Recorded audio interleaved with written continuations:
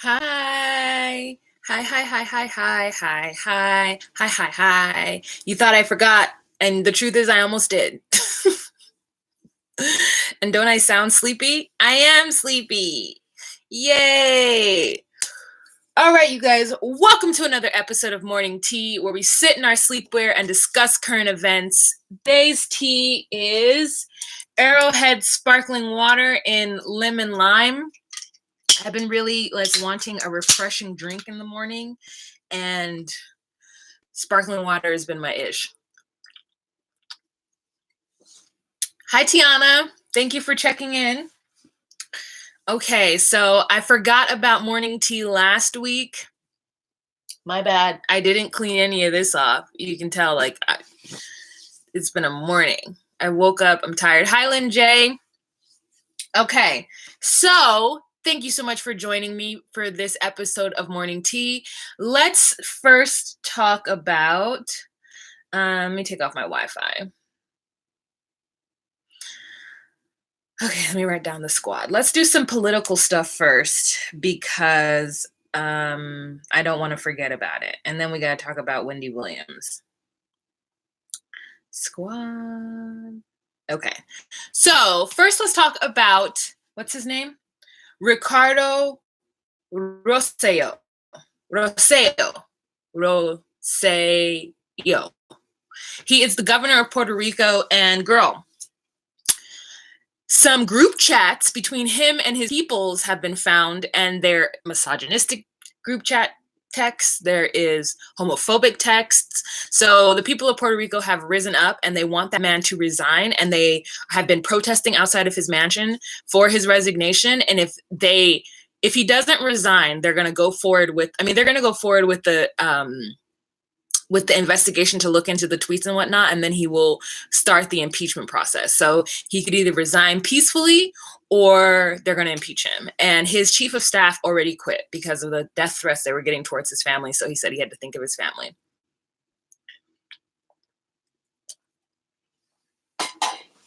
And I was like, I think there was like a snippet of some interview he had with an MSNBC anchor where they blindsided him. He didn't know he was going to be asked about all these questions, and he was like looking like a deer in headlights. I just think that you can't just insult people. You can't just, if you are a public servant, you're there to serve the public, and you really need to think about the public that you're serving. And the public that you're serving is going to be very multidimensional. I mean, I know, different candidates go for their different bases, but don't put anything in writing. Don't put anything in writing. That is the one thing that I have learned as somebody who is constantly on the computer at work, and who's constantly typing things, and who is investigating stuff. Don't put anything down in writing. It will come back to haunt you. If you have something to say to somebody, say it to their face where you can deny it. Or you can say, I didn't say that. There's no record of me. But if it gets written down, there's a record. Jesus. Haven't we learned anything? Okay, so so that's what's happening in Puerto Rico. I hope the people of Puerto Rico get what they want. They've gone through a lot. And I think he was making some like terrible comments about Hurricane, I think it was Maria, 2017, because there are still people who don't have what they need, what they lost from 2017. I'm not sure if it's electricity that I heard, but it was something where I was like, people should have this by now. They don't have it yet. And it's due to the corruption with this government, and how there's like a healthcare scandal, and the poor, there's like a huge debt, and the poverty level is like really bad in Puerto Rico. And it's just like nothing has gotten better since the hurricane. So I wish the people of Puerto Rico the best. And I hope that there's something, I mean, come on, US, it's a territory. There should be shit in place to protect the people, and it's not working right now. And I think that sucks. So there's that. Okay. Next is the squad. So the squad is apparently 4 women, one of them being OAC. And then there's this other woman who, I don't know why I don't know her name. The squad. Trump says that it's a group of racists, which makes me go, oh, it's not. The squad, let's put Congress. Congress. Rashida. Ooh, Trump bashes the squad and called Rashida Tlaib, I don't know how to say her name, a lunatic in a speech to over 1,000 teenagers. So send her back. Send her back. Okay, so Trump was at a rally, I think a couple weeks ago. I'm not sure exactly when. It might have been last week. And he was talking about Rashida, who is a representative in Congress. And let's go here. She's a representative in Congress, and she is a Muslim woman. She is from Somalia. I think she immigrated here when she was like 5 years old. And she's been like a US citizen for X amount of years. And it's been her and the four are Rashida, who is not the person. Rashida's black, sorry. Rashida, and then Ilhan Omar, who is the woman from Somalia. Alexandria Ocasio-Cortez, which is OAC, which we all know, red lipsticks, hoops, and Ayanna Pressley, so they are Palestinian, Somalian, Puerto Rican, and African American descent, and they're known as the Squad because they are part of Congress, and they are kind of just going around like being this intersectional women's group of women who are from different parts of the world and different backgrounds, but are American, are in Congress, and they are making waves. And our president has referred to them as a group of racists, which is like, okay, ridiculous. So this is a picture of them. I don't know if you could see. Yeah.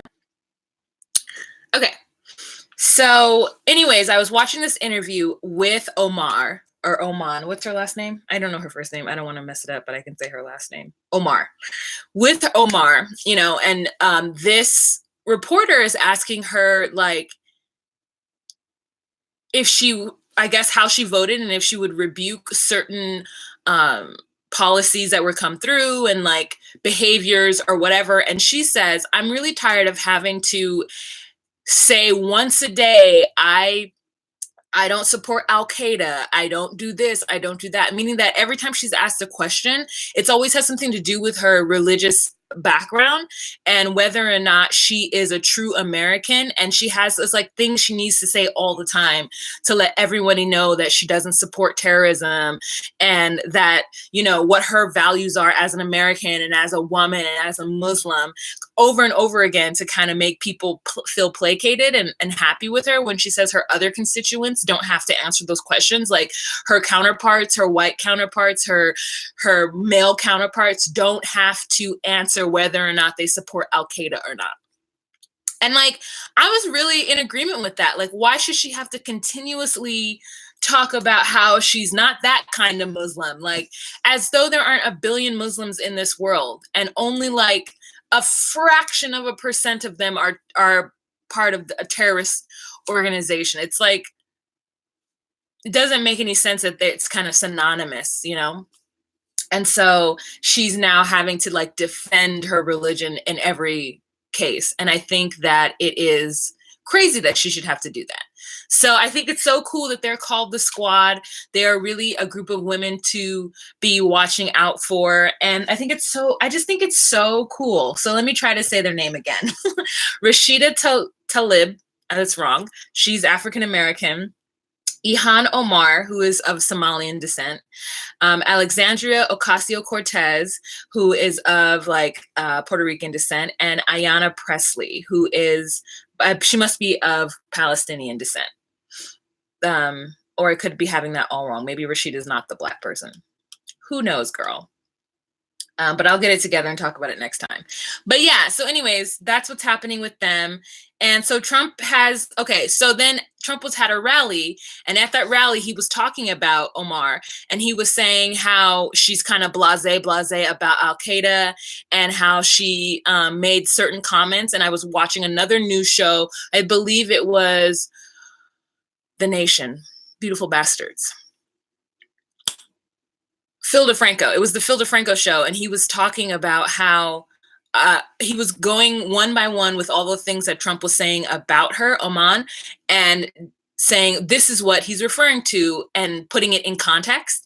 And so it's just kind of disgusting how the president took it all out of context. And then his constituents at this rally were like, send her home, send her home, send her home, send her home, which caused like a huge issue, right? And they were criticizing the president because he didn't stop it. And then he says, no, I stopped it pretty quickly. I was quick to say no. And then, but when you do the like, when they put up a timer for like when the chanting started and when he stopped it, it was a full like 12 seconds before he stopped his audience from saying send her home. And so it's like he let it happen, and then when he got questioned on it, he completely backpedaled and acted like it didn't happen and it wasn't that big a deal. And it's just like these people who I just can't. I mean, we're in a time right now, right? We're in a trial and a tribulation. Oh my God, thank you so much. Thank you, Thank you, Easy. So much for the super chat. I'm sorry, you guys. I'm still sleepy. I just woke up at 11. So I'm like, I'm tired. You know what I'm saying? Brush my teeth, put some moisturizer on, and I'm drinking some water trying to wake up. So sorry. Okay. So the next thing I want to talk about, which I meant to talk about last week, was this Alabama woman who got into a fight in front of a store, and this other woman shot her in the stomach. She was pregnant. Sorry. This pregnant Alabama woman got into an argument with another woman in front of a store. The other woman shot her in the belly, which, killed her child. And now both of the women are in custody. I don't know if they're in custody, but both of the women were charged with a crime, and they charged the pregnant woman with the crime because they said that she was pregnant and shouldn't have been in a fight, like should have done what she needed to do to get out of the fight. I guess they say she started the fight. And they want to put a heavier sentence on her because she was carrying the baby than the person who actually shot and killed the baby. And so then that's when the laws, I can't remember what it's called, but the heartbeat law is being put into effect, where this woman is now, I feel, disproportionately being attacked by our government or by, Alabama's legislators and made an example of. And I don't think, obviously we all have different opinions when it comes to pro-choice, pro-life, which I even think that terminology is misleading. Pro-life is such a weird way of saying it because hold on, let me close the door. It's about to get loud.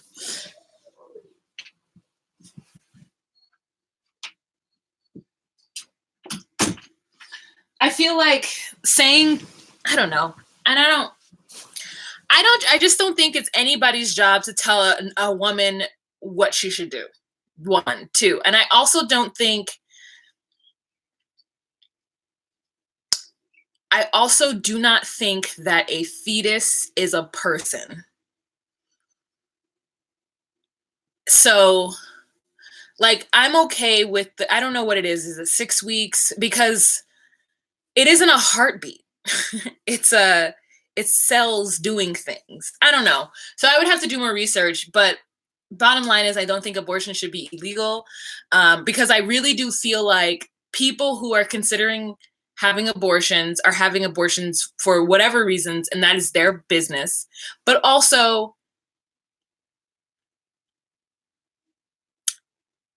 you're not going to help that person take care of that child. So why should you have a say in whether or not they have to have that child?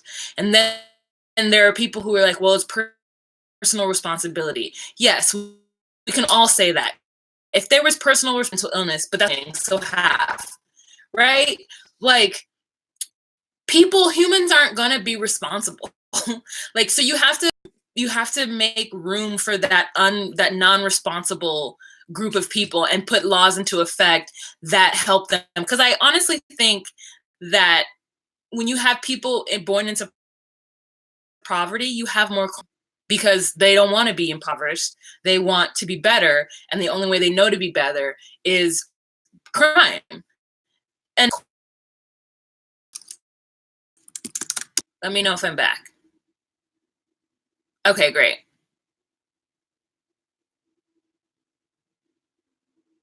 Okay, great. Sorry. Yeah, it was telling me it was frozen. There's too many people at the house right now. I told them to take off their Wi-Fi, but they're not listening to me. Okay. But anyways, so that's just what I think about that. I know it's a larger conversation. I don't know. Yeah, it was telling me it was the house right now. I told them to take off their Wi-Fi, but they're not listening to me. Okay. But anyways, so that's just what I think about that. I know it's a larger conversation I don't necessarily want to go into, but I just don't think that we should be controlling how people live their life. I want to go into, but I just don't think that we should be controlling how people live their lives, especially if you're not going to help them raise their kids. Now, if you were somebody who was like, have all the babies, I donate towards the take care of people who can't take care of their kids fund. So this is what then I'd be like, okay, yeah, if you're pro-life, and you want to give a fraction of your money to help those people take care of those children that they didn't want, then okay. But until you do that, I don't think you can go, it's personal responsibility. Like, I'm sorry, we've been humans for how many years? For a million years? Not a million, but a long time, Like, we know that is not a thing. Is it still frozen?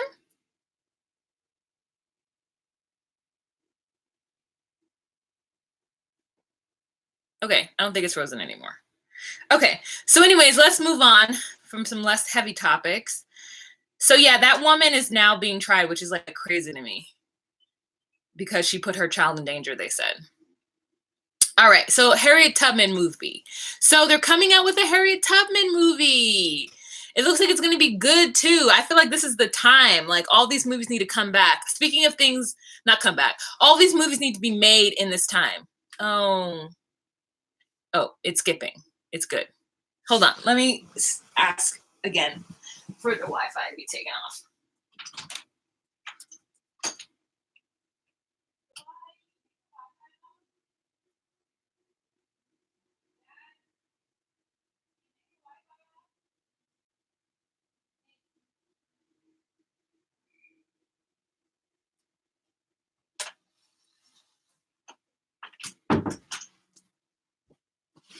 All right, everybody complied. They said,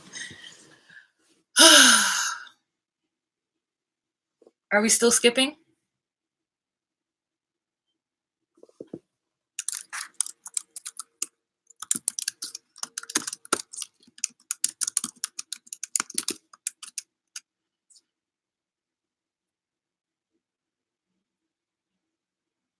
Kimberly Mayfield said, Frederick Douglass is my great, great, great grandfather. It's weird for me to see other people portray him. Oh, I feel like it must be weird for a lot of people too. A lot of people who have family like, Rosa Parks or the Martin Luther King folk, Coretta Scott King, Nina Simone. Like, I feel like it must be weird for a lot of people to see their family member. And, Frederick Douglass was your great, great, great. Imagine the people who's like, that's my dad.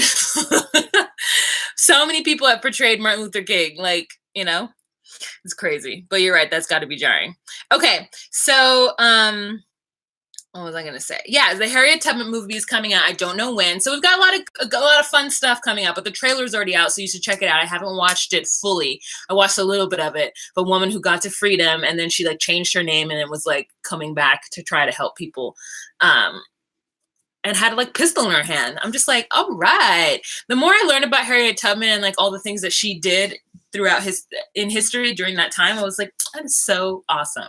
Because you just learn one basic thing about her. Like, you don't even really learn, like, you learn that she helped the slaves to get to freedom, but it all seems like a very, like, I don't know, I feel like I learned the cartoon version, and I just see like an old woman with like a bonnet on her head, like a headscarf and like a dress, and she's got a staff, and she's like Moses, and she's like, come on, people. And like, it's a very kid-like imagining of this woman helping free slaves. So I feel like this movie is going to really bring it into like focused, and it won't be from a kid's perspective, like a little cartoon black lady with a staff, like with people with bundles, holding on their shoulders as they like walk to freedom or whatever. But I know it had to have been so much more dangerous than that, so much more like espionage and spy like, and that's really, really, I think, what they're trying to portray in the movie. And so I'm kind of excited to see it.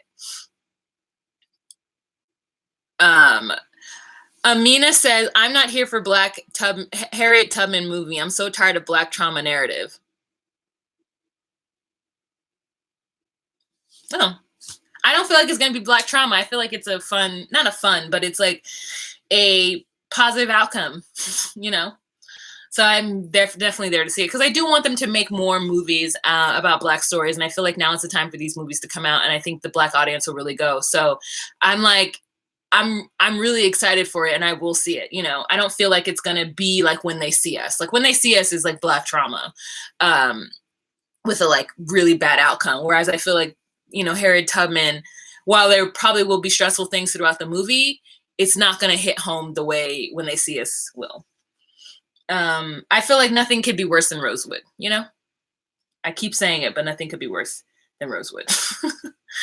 All right. So I also heard that they're doing a Coming to America 2, which makes me so sad, because Coming to America 1 doesn't need a 2. Like Coming to America, it's unnecessary. I don't want it. Is it going to be as funny? It can't be. It can't be. These actors are now old. Comedy is different. Like the specialness that was Coming to America will be lost. Please don't do it. I hope it's good, though. I hope it's good. Okay. The next thing is actors who sing. So this is just, I thought was funny. The guy who plays Steve in Stranger Things has a song that's out, and Jeremy Renner, who is Hawkeye from all of the Avengers movies, has his own song too, his own album, and he's like on tour.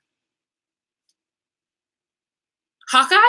It's just crazy to me. So that was just a little bit of here's that. The nightcap. Okay, so there's this woman somewhere in the Caucasia who has decided to sell nightcaps, silk nightcaps, aka bonnets, for $98, and she's on some sort of Forbes list because of it. And people are very upset. And here's my thing. Whoever created this, was this person black? And if so, they should be fighting the patent on it. And if there was no patent on it, or if she's doing it in another country where it doesn't count, then that person needs to sue it. But if this person isn't black who developed this, like, who cares? They're saying that, black women have been wearing nightcaps forever. But I'm like, with the business side of it, have black women been doing this? I know there's a lot of black women who do have bonnets now. And I know they don't cost $98, but she's selling nightcaps to white women who will buy it for $98, right? There is no black woman in these United States of America that is going to pay more than the 22. How much are nightcaps? I haven't even seen how much they are, but I've seen them. I saw one for like 22, and then I saw one for 45. And I'm like, I'm gonna go get the $4 one, because I'm not gonna spend that much money on it. Like, I know the Bonnet Chronicles, I don't know her real name. I know she has a line of bonnets, and I'm just like, I would buy it from her, but I don't need to be mad at this white lady for doing it. Like, who cares? There are black women who are making their money off of bonnets, and she says that she, created it. She didn't. We know that's a lie, but like, she's not selling to us. There is not one black woman in the U.S. who's going to buy a $98 sleep cap because it has a bow on it, when you can just buy the ones that are being sold on Instagram. You feel me? Oh, you guys are still talking about Oh, Hawkeye is actually amazing.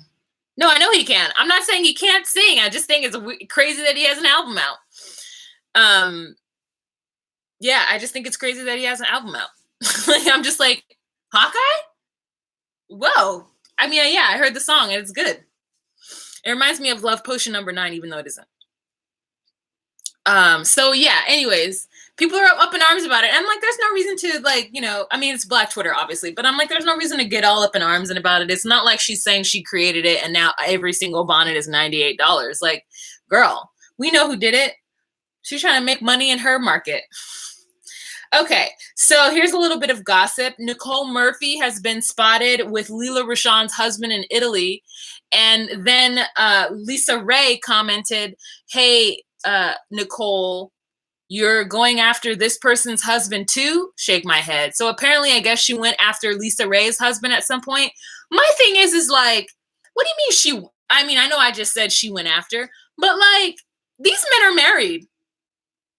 Unless Nicole Murphy knows Lila Rashawn personally or knows Lisa Ray personally, she didn't go after their husbands. Their husbands cheated on them. Listen, I'm very much a proponent of this argument because I feel like women expect other women to, not women expect other women. That's dumb. I don't like the narrative that that a woman is a home wrecker. I don't like that because none of these women have magical powers. Okay. These men are willingly cheating and going against their vows that they made. Now, if the woman knows the wife, then she's a dirts McGurts. But if she doesn't know her, that's on that husband. Now, and it's also on the moral compass of the woman. Now, if the woman is like, listen, I don't want to deal with a man who's married, then that's on her. But I don't feel like I should judge anyone's moral compass based on that. You know? You don't know what the husband and the wife have. Sometimes people are like separated or going through whatever, and the husband does whatever, and then all of a sudden the wife is mad. But you guys are going through a separation or whatever. Like maybe, yes, you don't want to know your husband's out there living his life, you know, during your separation, but that doesn't mean you need to go after the woman. Go after your scandalous ass husband. Okay, so Kimberly says this rumor has been around for a while about Nicole. Nicole Murphy was a friend of the family. Oh yes, then it's trash. Then she's trash. And Nicole Murphy, is that Eddie Murphy's ex-wife? See, I didn't do my research. But yeah, no. If she knows them, then that's treacherous and trash. Okay, so the next thing we're going to talk about is Wendy Williams, girl. So I feel like twofold. Wendy Williams is doing her thug thizzle out there, crying on TV regarding her husband. Like she was on an XM satellite radio show, and the host was asking her about her name and credit cards and whatnot. And Wendy was like, I'm Wendy Hunter. I'm Wendy. My family's name is Hunter. I'm Wendy Hunter. My credit card, everything is going to stay the same. My kid. And she like starts to cry. She's like, don't make. Next question. And I'm just like, Wendy girl, I know these tears are real, but I'm like, she is going on this my husband cheated on me circuit and answering all the questions and just upping her status. And so many people are like, oh my God, Wendy, we love you. We pray for you, Wendy. I'm like, y'all praying for Wendy? Maybe so that she doesn't go, you know, she's a substance abuse issue. So yeah, pray for her for that. But like, Wendy is the queen of getting everybody's business, and she's doing her best to try to ride the line because she knows she's the queen of getting everybody's business. So she's trying to give the people what they want without seeming like a hypocrite, but also kind of like playing it up, like crying. She's like, I'm happy. I'm happy with my family's happy, you know, and it's just like, girl, okay, Wendy. Okay. I mean, I do wish her the best, but like,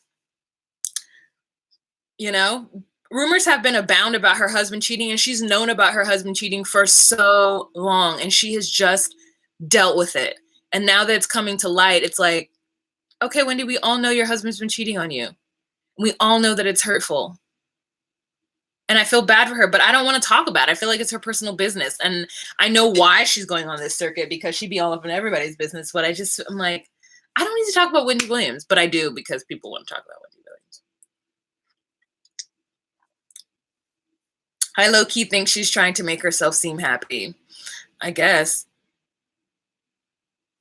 Wendy needs to lose that last name. Divorce is a horrible thing. Yeah. I hear that it is. That it's a horrible thing. Ugh, that's so sad. But she's known about it for a long time. She's known about it for a long time. All right, you guys. So that's the end of morning tea. Was there anything that you guys wanted me to talk about else? I know this was all over the place because I'm so sleepy. Thanks, Yvette. Oh, plus going through it in public is super embarrassing. Yeah, I know that it's super embarrassing for Wendy, which is why I don't want to talk about it. Like, you know what I'm saying? Like, I feel like that's a private thing, and I'm not that interested in like deep diving whoever. I just know that when rumors had been going on for a long time about it, Charlamagne the God talked about it, and now it's here and she has to deal with it. And I just would like for her to deal with it in private. I'm not going to talk about The Family Chantel. I haven't watched it. And 90 Day the Other Way, I filmed it and half of the film was corrupted. So I need to make time to refilm half of it. So that means I have to watch the part that I did to see what I need to talk about in the second part, and then I have to edit it. So it's probably not going to come out till later in the week. It sucks. It was supposed to come out yesterday, but when I went to edit it, the whole thing was, half of it was corrupted, and I was just so sad about it. So I ran errands instead of working on editing it. I just went to the grocery store to make myself feel better. Yeah. So there's there's what's happening with that. Family Chantel, haven't watched it yet. 90 Day the Other Way will probably come out on Friday. I'm going to be honest with you. It's Wednesday. I have so much stuff to do, and I messed up the footage, or it messed itself up. I don't know what happened. All right, you guys. Well, that is it. I want to thank you guys so much for watching this episode of Morning Tea. Sorry that it was all over the place, but I am still very tired. I'm trying to wake up. It takes me a full hour and hour and a half to wake up. And I woke up at 11, and I started doing research, girl. So I haven't woken up. I need to eat. It's a whole thing. But I want to thank you guys for being here. And you guys have a fantastic day. Remember to be you, be true, and find your place. Thank you, Tiana. Thank you, Lynn J. You guys have a fantastic week. I will see you next week. Email me if you want to tell me some topics that you want me to talk about. JustCallMeWa@gmail.com. Bye.